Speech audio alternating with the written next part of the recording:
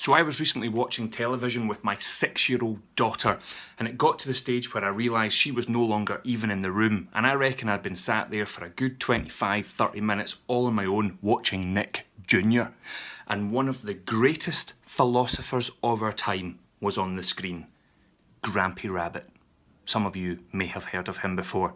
He was showing a group of school kids all around his brand new dinosaur theme park. And one of the kids put her hand up, another of our great thinkers, Peppa Pig, and asked the question, "Grampy Rabbit, is it real?"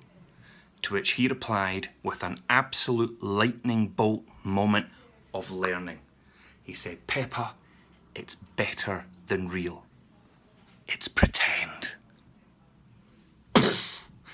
Think back to when you were 5 years old and somebody handed you a cardboard box. What's the first thing you did with it? You got in it, you flew it, you drove it, you wore it, you defended it, you transformed it, you ate it. It was the ultimate plaything. When was the last time you played in a cardboard box?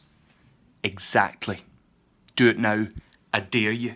When did the day come when we decided to stop playing, some of us? When did some of us decide that it was now time to no longer approach every day with a real feeling of joy and playfulness and intrigue and excitement and energy? Did somebody just come along and decide for us? Did somebody tell us it was wrong?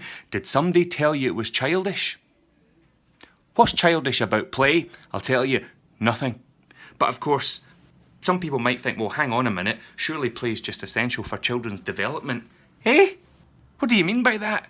Play doesn't end with childhood. We can have a happy childhood at any age.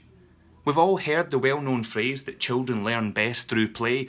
Adults learn best through play. Maybe some of us grown-ups now need to just get off the television and become a bit more interesting. Or maybe we need to turn off our phones, get off social media and just be a bit more interested with what's going on around about us. Play brings joy. It brings joy to problem solving. It brings joy to our creativity. It brings joy to our relationships. I read a fantastic book recently by a guy called Stuart Brown, and his book's just called Play, and I'd like to read a wee bit to you just now, if that's okay. Consider what the world would be like without play. It's not just an absence of games or sports. Life without play is a life without books, without movies, art and music.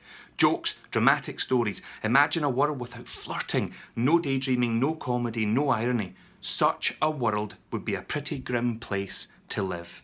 In a broad sense, play is what lifts people out of the mundane. I love it. Play lifts people out of the mundane. Now, in his book, he compares play to oxygen in that it's all around us. We don't really notice it until it's gone. Now, we need oxygen to breathe, or we die.